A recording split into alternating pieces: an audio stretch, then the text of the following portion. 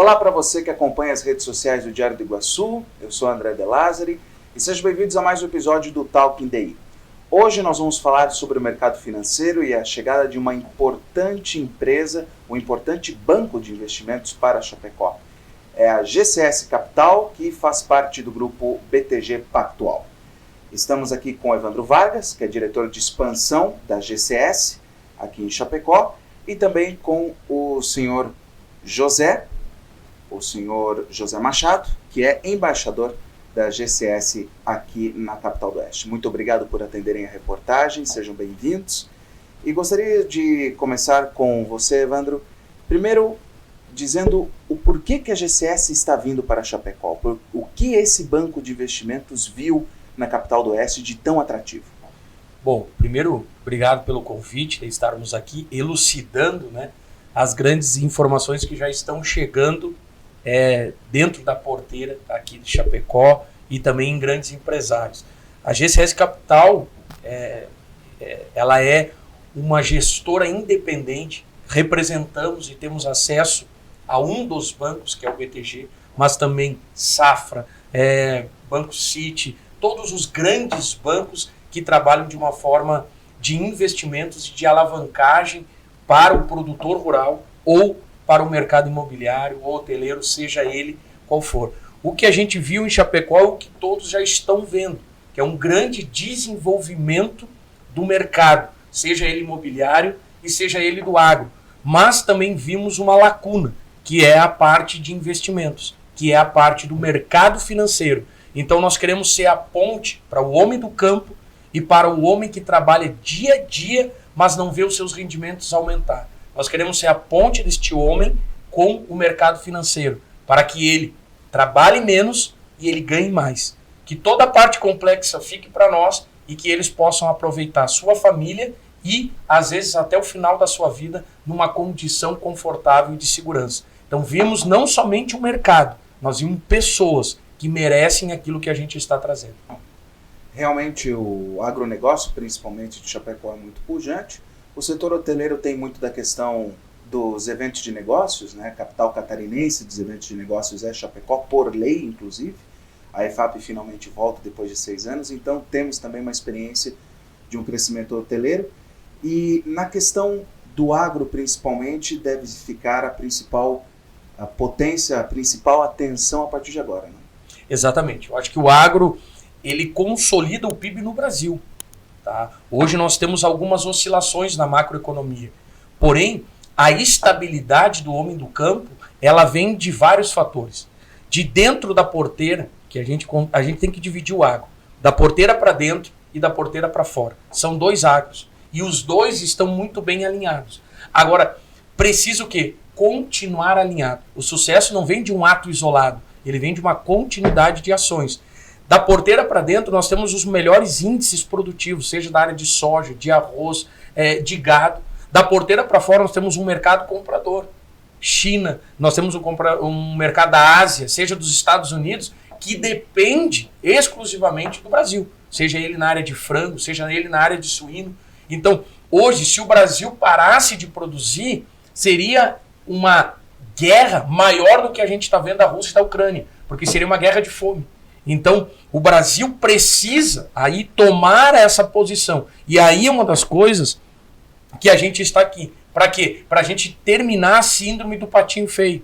Ou terminar a síndrome da terra do índio, do carnaval e do futebol. Não, nós somos uma terra de um mercado de investimentos e profissional. Então é essa visão que nós temos que mudar lá fora e às vezes mudar numa região local, como o Chapecó. Então eu tenho conversado com produtores de forma íntima e excelente que não tem acesso ao que a gente tem. Quem é que vai ter esse acesso? Talvez as grandes regiões, interior de São Paulo, Tocantins, Piauí, estão tendo acesso ao que a gente está trazendo. Então nós estamos trazendo o banco, ou seja, ou o investimento, como vocês queiram chamar, para perto do produtor, para que ele possa ter uma alavancagem muito maior e mais sólida para que ele continue crescendo. Então o sucesso de ontem não garante o sucesso de hoje. Então nós temos que estar perto do produtor rural. Mas sim, o agronegócio é uma paixão nossa. A gente tem desenvolvido Rosário do Sul, São Gabriel, Alegrete, e agora nós estamos na situação aqui do Oeste Catarinense começando. Nós estamos levantando poeira. Então quem nos trouxe para cá é ligado ao agro, que foi o seu José Machado. Então nós estamos vindo aqui por administrar as fazendas deles em outros estados e através da nossa excelência de negócio, ele falou, mais pessoas precisam disso. Então nós vemos através daqui não de um estudo de mercado que fizemos posteriormente, mas sim através de um convite do seu José Machado, aonde é o nosso representante aqui, nosso embaixador aqui, mas agora nós decidimos cravar uma bandeira e estar perto do homem do campo e do homem também do mercado imobiliário. Seu José, como que o senhor conheceu a GCS e sentiu a necessidade desse convite para que o Banco de Investimentos desse uma olhada para o Oeste e visse uma oportunidade de mercado também? Foi com a graça de Deus, foi enviado por Deus esse homem, porque a gente se conheceu através coloquei no nome dele, nas terras, nas fazendas que a gente tem aí fora, que pouca gente sabe, né? Mas Deus sabe. E eu tenho meu sócio também, que é o seu Jacir Pradella, ele cuida da parte das empresas dos caminhões, e eu fico na lavoura, mais na lavoura no campo, né? Mas graças ao Evandro aí que ele dá continuidade, ele administra nossos bens, nossas fazendas. E quais terras o senhor tem aqui na região? Aqui a gente tem pouca terra, nós investe mais lá para cima, porque a terra é mais barata, né? Mais fácil lá, temos arrumando umas terrinhas por aí.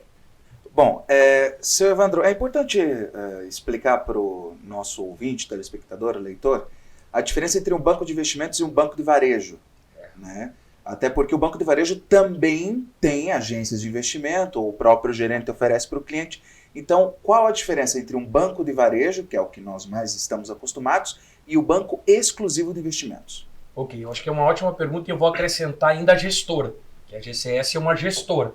Então, nós temos a gestora, nós temos o banco de investimento e nós temos o banco de varejo.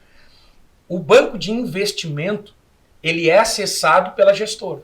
Então, a gestora, GCS Capital, ela acessa o banco de investimento. O banco de investimento, ele atrai o seu investidor para que os melhores serviços e os melhores produtos, que só podem acessar pessoas com um nível de investimento. Então, por exemplo, é criado uma cota. Você tem que ter aplicado 500 milhões ou 200 milhões. A cada nível de aplicação e de capital que você tem dentro de um banco de investimento, você tem acesso a determinados serviços. A gestora faz com que ela tenha esses serviços e ela consiga lançar ele dentro de uma cota menor. Então, o que acontece? A gestora oferece o serviço que uma pessoa teria que ter 200 milhões num banco para ter. Só que nós oferecemos para uma pessoa que tem 500 mil aplicado conosco. Então, ou seja, eu pego o que há de melhor que existe no mercado financeiro e trago para mais próximo. O varejo, que é o banco que a gente chama mais, que atende, que tem lá o cartão de crédito, que tem lá a questão lá mais de movimentações de fluxo, ele faz o quê? Ele tem todos os serviços que um banco de investimento tem. Porém, os melhores produtos não são acessados pelo aquele cliente que tem lá 5 mil, 10 mil, ou que ganha sua aposentadoria. Ele tem acesso a determinados serviços. Então, a gestora ela vem para quê? Para que esse que tem um banco de varejo, que tem lá pouco recurso, que nós estamos falando em 500 mil hoje, ele tem acesso ao que uma família de 500 milhões teria. Então, a gente vem para romper o paradigma.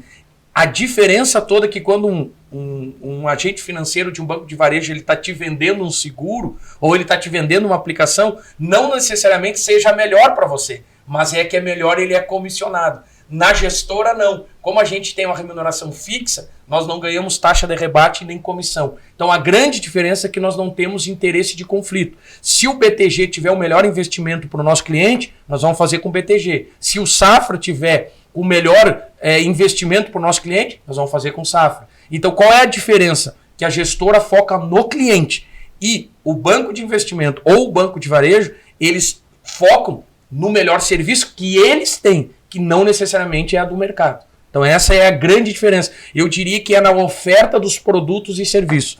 Um banco de investimento, seja ele qual for, vai te oferecer o que ele tem. O banco de varejo vai te oferecer também o que ele tem. Só que a gestora vai te oferecer o que o melhor mercado tem. O que há de melhor no mercado, você vai conseguir acessar pela gestora. Então, por isso que há um grande também rompimento, tá? Essa parte do mercado financeiro, porque para construir uma gestora sólida, como nós temos 30 anos de experiência, hoje nós temos os maiores fundos hoteleiros de mercado imobiliário, de agro, juntamente conosco, são anos de trabalho e de experiência. Então também não é tão simples chegar nesse nível. Mas por isso que é importante essa tua pergunta, porque às vezes as pessoas colocam tudo numa coisa só. E é bom também dar um exemplo. Por exemplo, temos o LCA, temos o CDB, o CDI, temos vários indexadores de renda fixa de menor risco, que é geralmente o que é mais procurado depois da poupança. Mas também temos outros tipos de fundos, como por exemplo o FIAGRO, que é uma mão na roda do produtor e que você comentou anteriormente que a GCS trabalha muito com o FIAGRO. O que é, por exemplo, este fundo? E quais outros fundos que a GCS frequentemente aciona para os seus clientes? Exatamente. Hoje, com a taxa Selic, como ela está alta, a renda fixa é totalmente atrativa. Porém, ela não vai continuar assim, porque nenhuma macroeconomia ou uma economia de uma nação vai aguentar as taxas de juros tão elevadas como estão. Seja o FIAGRO, que é um fundo do mercado do agronegócio, ele é comparado ao FI, que é o fundo do mercado imobiliário. O que é um fundo de mercado imobiliário? Você tem vários ativos imobiliários dentro de um fundo que geram rentabilidade e que você pode investir, por exemplo, pelo CPF. Ou seja, você não tem tributo. Então, já tem uma carga tributária para o investidor ali aliviada. E que você pode acessar ele não só pela bolsa. Então, outra vantagem, porque na bolsa ela sobe e desce. Claro que no fundo ele pode variar a cota, mas você tem mais fácil acesso. Então, por exemplo, no FIAGRO, existe um FIAGRO de um produtor que tenha lá uma rentabilidade de 25 milhões. Ele monta o fundo dele, o fundo é dele, ele é o proprietário do fundo. Nós só fizemos a gestão. Mas a rentabilidade do fundo fica para quem? Para o dono do fundo, não fica para o banco. E o cotista é rentabilizado também. Todo o lucro que o fundo dá é repassado ao cotista. Então, qual é a intenção do formador do fundo? Que esse fundo dê lucro. Qual é a intenção do formador de um FII, por exemplo, de um fundo de investimento imobiliário? Construir prédios, comprar galpões, desenvolver. Ou seja, desenvolver. O desenvolvimento, seja ele do mercado imobiliário ou do agro, que mantém um fundo de pé. O que ganha com isso? A cidade ganha. A mão de obra ganha, tem mais trabalho e tem rentabilidade mensal. Por exemplo, um fundo de investimento imobiliário, ele te paga mensal. A bolsa não. Você só ganha quando você vende ação. O fundo de investimento imobiliário, ou o agro, ele tem uma rentabilidade que ele vai distribuir para os cotistas. Além da cota valorizar, você tem um lucro. Ou seja, rentabilidade que você tem liquidez. Então, hoje parece que a renda fixa ela é atrativa. Só que se a gente olhar pelo lado do investidor, você não entra no mercado quando ele está em alta, você entra quando ele está em baixa. Então hoje tem FIAGRO, tem fundo de investimentos imobiliários que você deveria entrar agora, porque quando o mercado mudar, você já comprou, então a sua cota valorizou. Então é tudo oportunidade de mercado. Mas o FIAGRO, ele é um fundo do agronegócio. E como tu falaste bem, ele é uma mão na roda do produtor. Assim como foi os fundos de investimento imobiliário para o incorporador e para o construtor. Tá? Ele desenvolve a tua propriedade no mercado financeiro, assegurando os teus ganhos. Dentro de um FIAGRO, se você arrendar a sua terra, você pode descontar o contrato de arrendamento que você receberia em 20 anos, você pode receber naquele ano, tendo um FIAGRO, dentro de um FIAGRO. Coisas que num banco de varejo você não conseguiria fazer, porque ele não pegaria aquele contrato como garantia. Sim, e é uma situação bastante interessante também, pensando na forma como se administra não apenas os fundos, mas o ativo e o patrimônio das pessoas e das empresas, a questão da educação financeira. Muito se tem debatido até no sistema educativo, de aplicar mais lições de educação financeira e que isso não ficasse mais terceirizado para instituições como a Junior Achievement, por exemplo.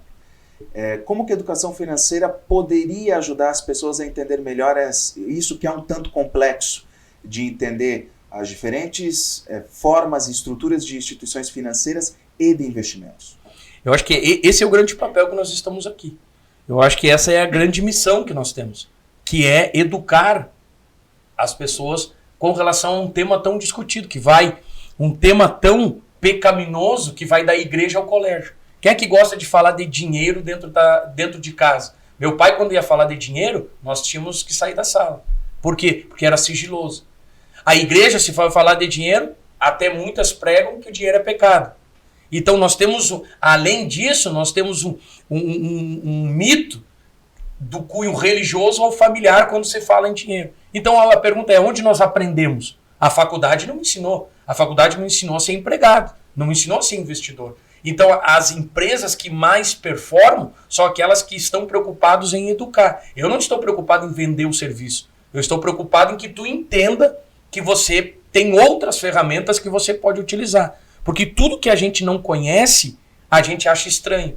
Tudo que a gente não conhece, a gente coloca um nome. Não, mas é muito difícil. Não, mas isso não é para mim. Não é para você, mas você vai primeiro entender. Então, quando a gente está falando de educação, nós não estamos falando somente de contabilidade. Nós não estamos falando somente assim, ganha 100, gasta 70, tem 30 de lucro. Não, nós estamos falando de níveis muito maior, como tu citaste, FIAGRO, nós estamos falando de FII, nós estamos falando de fundo de investimento, nós estamos falando de câmbio, questões cambiais. Por exemplo, aqui a soja, toda ela exportada. Então todo o mercado dela é internacional. Quando você vai no banco para você redear, que chama, travar o preço da soja, o banco ele tem uma estrutura para ver quanto que está o dólar ali. Só na diferença pode ser um caminhão. Na diferença que vai ser travada pode ser uma casa desse produtor. Então nós estamos falando de educação num nível alto. Se eu pudesse fazer aqui um comparativo, estou falando da Champions League de futebol. Então, mas tem pessoas ainda ali jogando, que a gente fala campeonato regional. E que poderia já estar jogando a Champions League. Mas uma das coisas mais difíceis é o medo. O medo é a emoção que te faz perder. Porque você tem medo. Ninguém quer trocar de banco. Ninguém quer trocar, por exemplo, do lugar onde corta o cabelo. Ninguém quer trocar o jornal. Isso, por um lado, é positivo. Mas, por outro lado, nós estamos perdendo oportunidades. Porque o ser humano não aceita a mudança. A mudança, biologicamente, ela é ruim. A mudança, para nós, é no sentido assim, tá ruim, mas eu já conheço. Porque senão, aquele namoro que estava ruim, você acabaria. Mas por que não acaba? Porque tá ruim, mas será que não pode vir pior? É assim que o derrotado pensa. Mas pode vir melhor também. Então todas as oportunidades que nós estamos falando aqui, nós estamos falando de desenvolvimento de uma nação. Nós estamos falando de desenvolvimento de uma região de Chapecó. Nós estamos falando de um desenvolvimento político em que principalmente os cargos eletivos deveriam entender de investimento também. Deveriam atrair o investidor, não simplesmente dizer, Evandro, vai lá para colocar dinheiro. Mas como é que está a gestão dessa empresa? Às vezes dar dinheiro para a empresa é quebrar ela mais rápido. Porque o problema não era dinheiro, o problema era a gestão. Sem falar da sucessão patrimonial, que todos aí estão com um grande problema. Como é que eu vou fazer a sucessão para os meus filhos? Hoje já estamos falando de hold, mas nos Estados Unidos isso já se falou há 20 anos atrás. Nós estamos atrasados um grande tamanho ainda em termos de educação. O que nós estamos falando aqui de wealth manager, que é o gestor de fortuna, nos Estados Unidos eles já estão muito mais avançados, que é você não ter a condição e ter a humildade de reconhecer que o seu patrimônio agora tem que ser gerido por um profissional. Se nós estamos falando aqui, e tu é cliente da nossa gestora, eu tenho um back-office lá em São Paulo trabalhando 24 horas para olhar teus investimentos. Aí como que você trabalha, estuda, tem casa e vai olhar teus investimentos? Então pague um profissional para isso. Então você ganha em ter o profissional que só faz isso, cuidando dos seus investimentos. Mas ainda há a dificuldade. Vão me roubar. O dinheiro deixa guardado ali. Tem gente que guarda dinheiro debaixo do colchão. Eu conheço gente que guarda fortunas. Então, assim, há ainda uma ruptura para a gente romper essa estrutura que às vezes também é criada pela comunicação de massa, que às vezes acham lá, Banco do Agro. Não é bem assim, não. Se a gente for olhar lá no extrato lá do produtor rural, não é bem assim, não. Tem algumas taxas ali que deveriam estar na conta do produtor e não na conta do banco. Então, os nomes que se dão, muitas vezes, eles são mais marqueteiros do que propriamente preocupados em desenvolver a educação do produtor. E a questão da educação também passa às vezes por estereótipos, né? Já citou alguns e aqui a última pergunta, o estereótipo do executivo, do cara da Faria Lima, do cara que sabe tudo de finanças e tem que estar sempre engomadinho, não quer muito sair do escritório, tem que ficar onde o dinheiro gira de forma mais fácil, mais rápida. E não apenas a GCS, mas também outras empresas estão tentando ter profissionais que estejam na ponta, que estejam onde o cliente está. Qual é a importância de que o profissional financeiro que estudou para isso, que está ganhando seu salário com isso, esteja mais próximo da realidade do cliente? Não apenas no caso da GCS, mas de qualquer instituição financeira. Isso eu acho que é muito importante, essa tua pergunta. Eu nem sei o que é um executivo padrão, porque eu fui tão emblemático dentro das minhas questões e posições dentro da empresa, que quando a gente diz, vamos fazer uma expansão, ok, vamos contratar pessoas e fazer expansão, não. O diretor de expansão vai ir para o campo.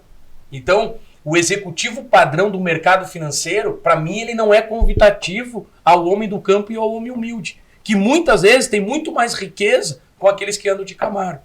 Então, esse executivo padrão é uma das muralhas que impedem esse crescimento da educação. Porque você ficar lá analisando gráficos, fazendo todo... É importante, algumas pessoas têm dom para isso, têm chamado para isso. Agora, se ele não tiver o cliente, que gráfico ele vai olhar? E aonde que está o cliente? Então, esse executivo padrão é um dos que eu combato.